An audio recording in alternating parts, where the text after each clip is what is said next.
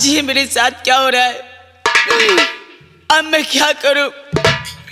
इस दुनिया में अब किसी को मैं मुंह दिखाने के लायक नहीं हूं। चल रही हूं, यही अपने गले में फांसी लगा कि मैं अपनी जान दे दूंगी, लेकिन इस जिंदगी से जीना मुझे मर जाना बेहतर है। मैं किसी गांव और समाज में अपना मुंह दिखाने नहीं जाऊंगी, कभी नहीं जाऊंगी।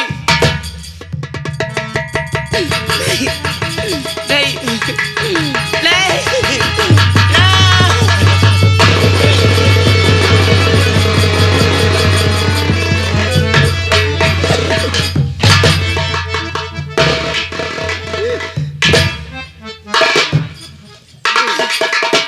दीदी भैया।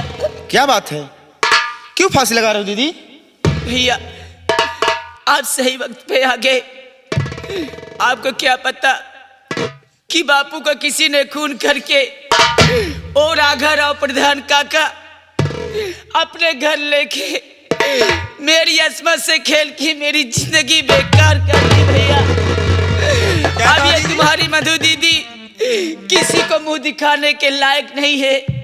नहीं दीदी, नहीं नहीं भैया, मुझे मर जाने दो, मुझे मत बचाओ, नहीं जीना मुझे। नहीं दीदी,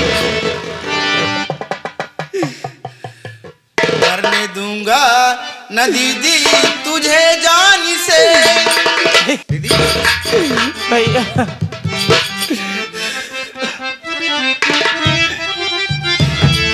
मरने दूंगा न दीदी तुझे जान से, आज गिन गिन के बदला चुकाऊंगा मैं।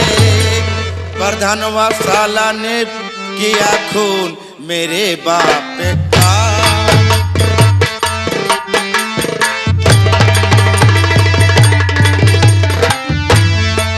प्रधानवा साला ने किया खून मेरे बाप का, आज उसका ही बदला चुकाऊंगा मैं।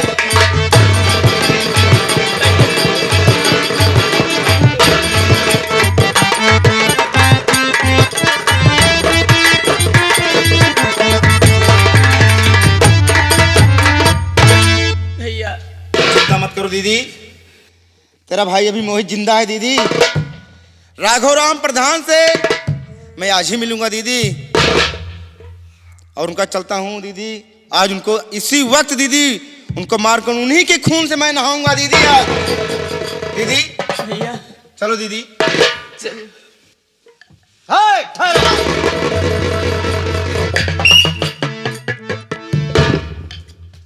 क्यों बे हराम जाते नालायक, जेल से छूटते ही फिर भी अत्याचारी चालू है? अरे नालायक, तुझे ये नहीं मालूम है ये तुम्हारी क्या लगती है? साहब ये हमारी बहन है साहब। तुम्हारी बहन है? हाँ साहब। अरे हराम जादे, तो ऐसा क्यों किया? इसकी असमत से खेला और उसके बाद इसे फांसी के नहीं साहब, यानी फांसी पर लटकाना चाहता है? नहीं साहब, नहीं साहब, नहीं साहब, नहीं साहब। साफ साफ बता। बोल बे, बोल बोल, साफ साफ मुझे बता। और झूठा इल्जाम दूसरे पर लगाना चाहता है? हाँ बोल। साहब ये सब मैंने नहीं किया साहब। साहब बोल। ये सब करतूत राघवराम प्रधान जी का है साहब। क्या कहा? हाँ साहब। ये सब करतूत राघवराम प्रधान जी का है? हाँ साहब। अच्छा बता तू अपने विषय कहानी। साहब आप मेरी कहानी सुनना चाहते हैं साहब? हाँ तो आप सुनिए साहब। बोल। हमारे पिताजी जिसका नाम संतू किसान था साहब। अच्छा। और मेरा एक भाई था जिसका नाम संजीत था। और हमारे माता पिता गरीब के कारण राघवराव प्रधान के यहाँ काम करते थे। हाँ। अचानक मेरी माँ की तबीयत खराब हो जाने के बाद अच्छा मेरे बड़े भाई संजीत को दवा लाने के लिए भेजा। और जब वहाँ दवा लाने गया ना तो मेरी माँ लौटी और ना तो मेरा भाई लौटा। उसी समय मेरे बाबूजी गए, जाते हैं तो रास्ते में बाग में देखते हैं तो हमारी माँ को फांसी पे लटका दिया। और उसके बाद मैं वहां से आया साहब, मेरे पिताजी का खून कर दिया साहब। खून हो गया? हाँ साहब, उसका इल्जाम मुझ पे लगाया साहब। हाँ साहब। साहब मेरे पिताजी एक बात और बताए थे साहब। कौन सी बात? जो मेरे भाई संजीत हैं, मरते समय उसके पहले ही बताए थे कि तुम्हारा भाई अगर कहीं इस दुनिया में जिंदा है तो आप कैसे पहचानोगे। हमने कहा हाँ पिताजी। तो उसने बताया कि तुम्हारे भाई के बाएं हाथ में उनका संजीत नाम लिखाया हूं और तुम्हारे भी बाएं हाथ में देख लीजिए साहब। ये बातें हैं? हाँ साहब। तो मेरी बात को ध्यान से सुन। अपने भैया की पहचान मोहित बता, कौन इंस्पेक्टर है जो सच्चा कानून का, नाम संजीत उसका बताते हो तुम। हाँ साहब, उनका नाम संजीत है साहब। नाम संजीत उसका बताते हो तुम, कौन कानून का सच्चा इंसाफ है, नाम संजीत उसका।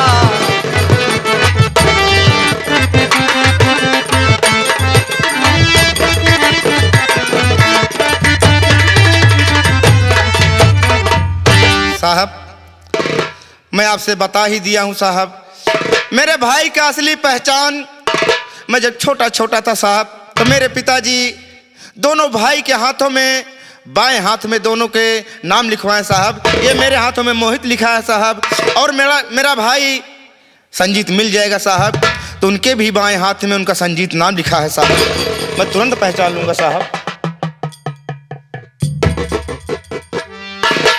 ये देख। क्या संजीत, तुम मेरे भाई हो? संजीत भैया, मुन्ना भैया, मुन्ना भैया।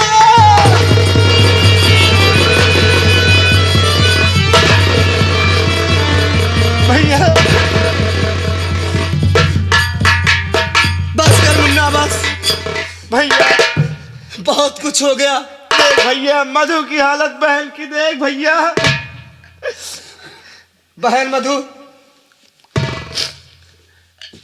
मेरी गुड़िया मुझे माफ कर दे। मैं अभी तक नहीं समझ पाया था, लेकिन अब मैं सब कुछ समझ गया।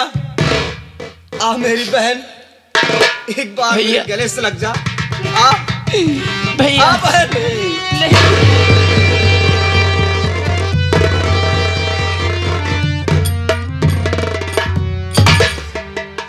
मधु चिंता मत कर बहन, तेरा भाई तुझे मिल गया है। अब चिंता करने से कोई फायदा नहीं है। मुन्ना भैया चिंता मत कर, तेरा भाई संजीत अभी इस दुनिया में जीवित है, किसी की ताकत नहीं रोक सकती। अब भैया न रहने पे कितना दुख उठाया भैया, कितना दुख। नहीं संजीत, तुम्हारा भाई तुम्हारे साथ है। मोहित मेरे लाल, क्यों चिंता कर रहा है तू? सुन, राघोराम प्रधान ने पिताजी का खून कर दिया भैया, और बहन का ये हाल कर दिया भैया, देख रहे हो ना। मोहित भैया आज से तुम मेरी गुड़िया मेरे साथ चलो, और मैं तुम्हें अपने साथ थाने में रखता हूं। अपना जो कमरा है उसी कमरे में रहो, और उसके बाद हम राघोराम प्रधान से जरूर बदला चुकाएंगे, ये मेरा वादा है। ठीक है भैया। उस हरामजादे को ऐसी कड़ी से खड़ी सजा दूंगा, वो ससुरा जेल में सड़ जाएगा, फिर भी उसका कोई नुकसान नहीं होगा।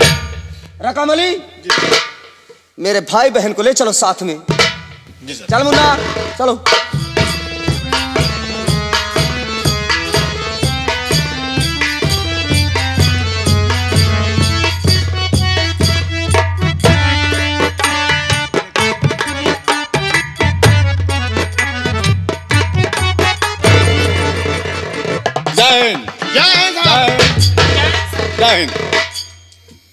दरोगा ऑल इंडियन विंडेन। जी साहब। बड़े सर दौड़े पे गए। हाँ साहब।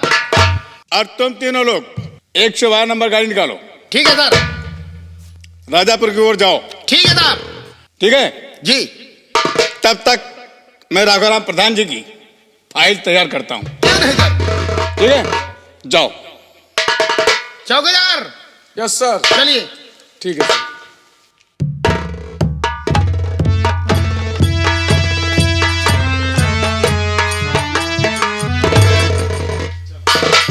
अब ये जितने भी कर्मचारी थे सब यहां से गए।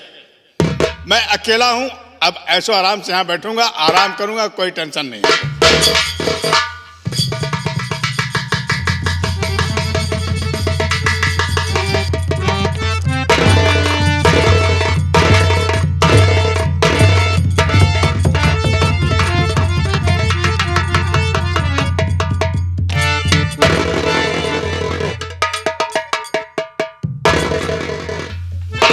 बहुत खूब रकम अली, बहुत गहरी नींद में सो रहा है। हाँ सरदार जी। दयाराम जी सरदार जी। इसे जगाओ।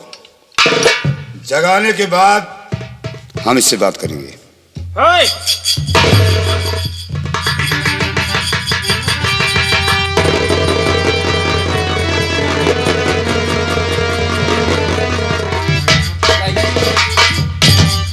आप लोग कौन हो भाई?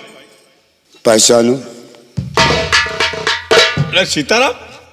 हाँ, मैं वही सीताराम हूं। कभी तुम्हारे थाने में आया था, गिड़गिड़ाया था, लेकिन तूने क्या किया था मेरे साथ?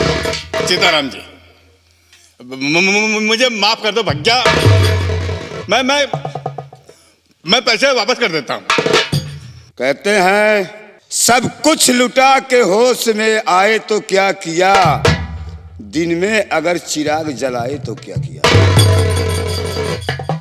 सब कुछ खत्म हो चुका है। आज तुम्हारी देन है। अगर मेरे साथ तूने न्याय किया होता तो आज मैं सीताराम से डाकू जीवा नहीं बनता। सीताराम मैं जज्बात में आ गया था।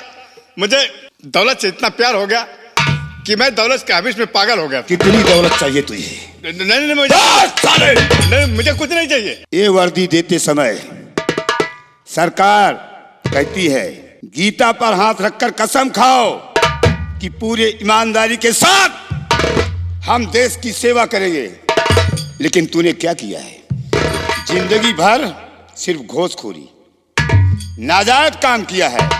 इसलिए रकम अली, आज तेरे मुंह में इतना रकम डाल दूंगा। मुझे कुछ नहीं चाहिए। पहले वर्दी उतार, क्योंकि ये हिंदुस्तान की शान है। इस पर मैं धब्बा नहीं लगने दूंगा। और चल उधर बैठ जा, वर्दी उतार ले। मुझे छोड़ दोगे ना भैया? छोड़ दूंगा, पूरा का पूरा छोड़ूंगा। घावड़ा पहले चलो। बेल्ट उतार, बेल्ट उतार। तेरी सर्विस रिवालत मेरे पास है ही है। बैठ जा।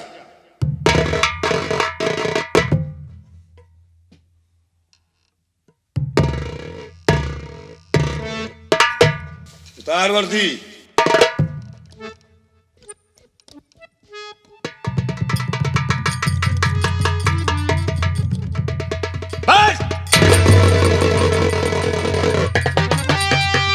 कितनी रकम चाहिए? मुंह खोल साले। अबे मुंह खोल, मुंह खोल।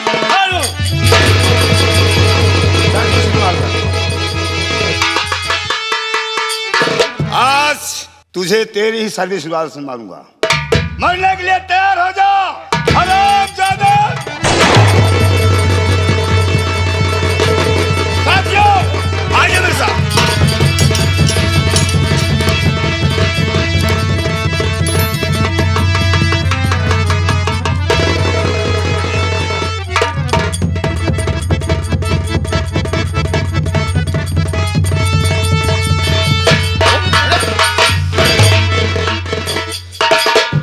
इंडियन भिंडेल, ये बताओ कि रकम अली इतनी गहरी नींद में सो रहा है, वो भी रोकड़ों को गड्डी देख लीजिए लेकर। साहब। जगाया जाए जरा। ठीक है साहब।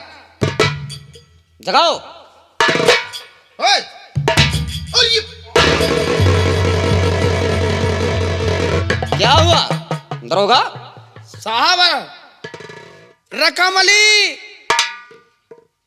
रकम लेके सो रहा है, यही तो मैं देख रहा हूँ। और वो भी मुंह में। हैं? चौकीदार चूहानंद, साहेब चौकीदार चौहानंद, इसके मुख से रोकड़ा निकाल निकालो। लिया जाए। साहेब बुखान है पैसवा चल बेवकूफ कहते हैं। क्या है? ले। ओह, वर्दी उतार कर फेंक दिया गया। देखिए था। और इसकी सर्विस रिवाल क्या हो गई? रिवाल बाल इसकी क्या हो गई? वो भी नहीं है। नहीं है साहब। ऐ!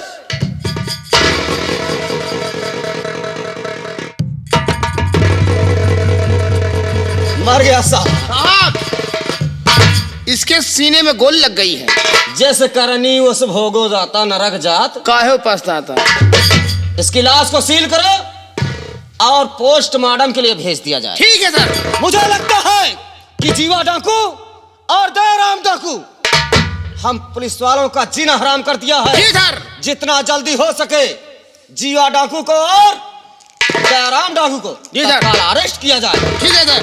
लाश को सील करो और पोस्टमार्टम के लिए इसे चौकीदार। भेज दिया जाए। ये मेरा आदेश है। चौकीदार। और मेरे साथ हो। लाश को सील करो, पोस्टमार्टम के लिए भेजो। ठीक है, चलो उठाओ।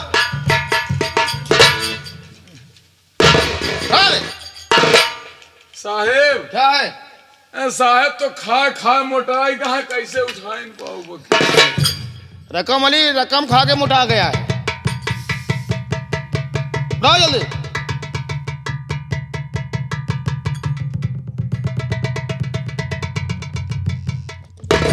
इसीलिए मैं कहता हूं कि अपनी मेहनत की कमाई खाओ, घूसखोरी मत करो।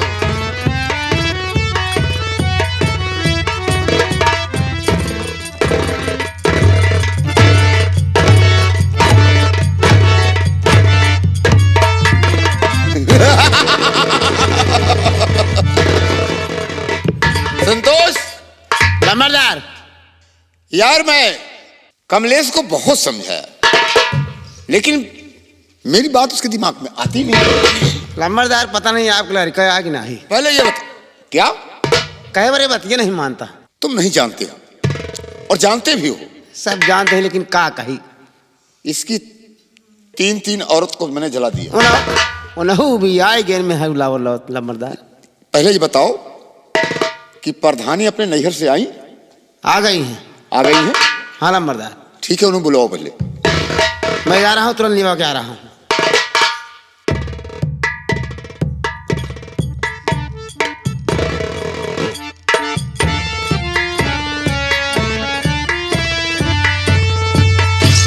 अरे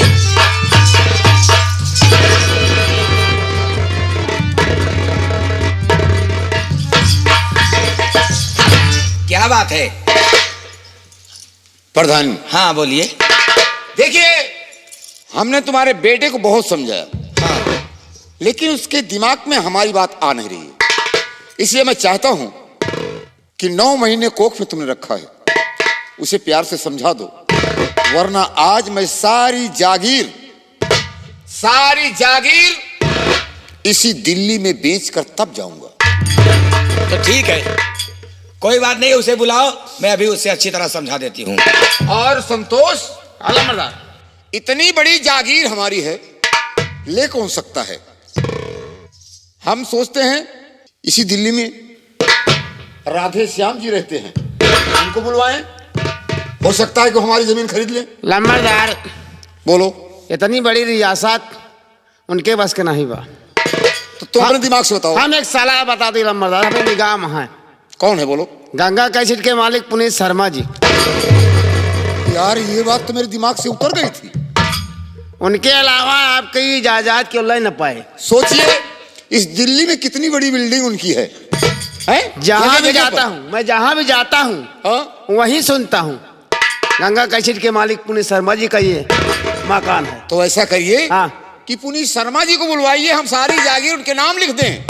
चलिए उनके पास पहुंचते हैं, उनसे बातचीत करते हैं। नगद पैसे का पेमेंट हो जाएगा तो तुरंत खाते में भेज देंगे। और हम चले चलेंगे बांदा, बिल्कुल दिल्ली छोड़ देंगे, बिल्कुल, तब उसकी समझ में आएगा। तब उसको समझ में आ जाएगा। ठीक है।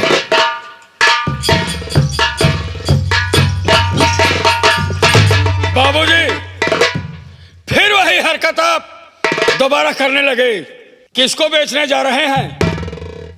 पुनीत शर्मा जी को अपनी सारी जागीर मैं लिखने जा रहा हूं, इसीलिए मैं प्रधान को क्या वो इस जागीर को खरीदने के लिए राजी हैं?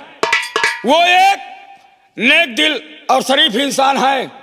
हम उनसे अपनी आप बीती बताएंगे और वो इस जागीर को नहीं खरीदेंगे। हम सस्ते में बेचेंगे। कितने भी सस्ते भाव में बेचो, मैं उनको खरीदने नहीं दूंगा, इसलिए कि मैं बताऊंगा कि मैं इनका बेटा हूं और बेटे के रहते हुए उस जागीर को कोई नहीं खरीद सकता है। वो समझदार इंसान हैं, उनके पास इतनी समझदारी तो है ही है, काबिलियत है, वो इस जागीर को नहीं खरीदेंगे। तो मैं कुछ कहना चाहता हूँ। पहले मैं आपसे कुछ कहना चाहता हूँ। देखो बेटा, जो तुम्हारे पिताजी कह रहे हैं मान जाओ, नहीं तो यही क्या, मैं भी जा करके वकील साहब से कह दूंगी कि मेरे कोई औलाद नहीं है। लेकिन माँ, आप जहां भी जाएंगी, जिस वकील के पास जाएंगी, जिसके भी पास जाएंगी, मैं वहां पहुंच जाऊंगा और बताऊंगा, चिल्ला चिल्ला कर कहूंगा कि मैं इनका इकलौता बेटा कमलेश। नहीं मानोगे तो ये समझो कि मेरे कोई औलाद ही नहीं है, समझ गए? प्रधान जी, जो जी में आए सो करिए, ऐसे नालायक औलाद मुझे नहीं चाहिए। बाबूजी बोलो। मेरी बात सुनो। हर नहीं बेच सकते। बाबूजी बोलो। अभी भी मैं आपसे निवेदन कर रहा हूं, हाथ जोड़कर,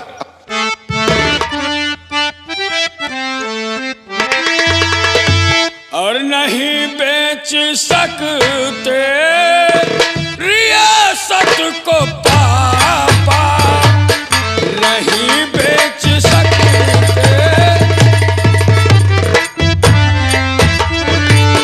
नहीं बेच सकते रियासत को पापा, नहीं बेच सकते रियासत को पापा, समझिए मेरी तुम शराफत को पापा, समझिए मेरी।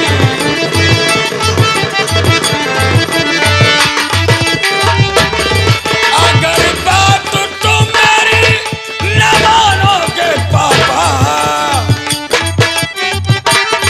तो क्या करेगा?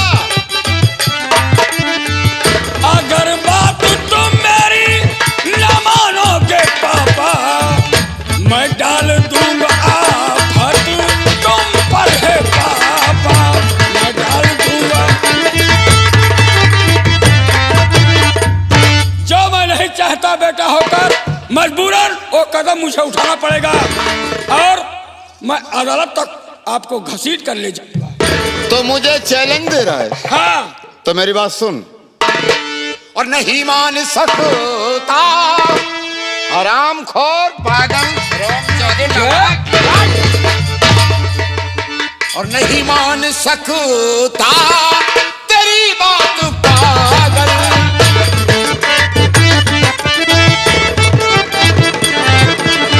तेरी बात पागल, तेरी बात पागल, और दिखा दूंगा अपनी औकात पागल।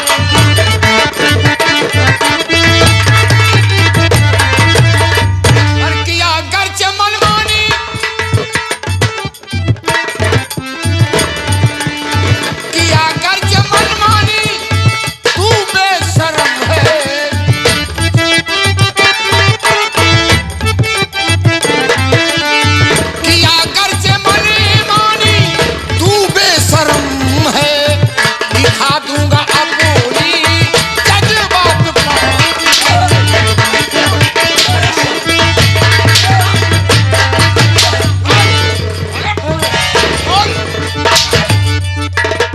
बाप से बगावत कर। बाप से बगावत करेगा?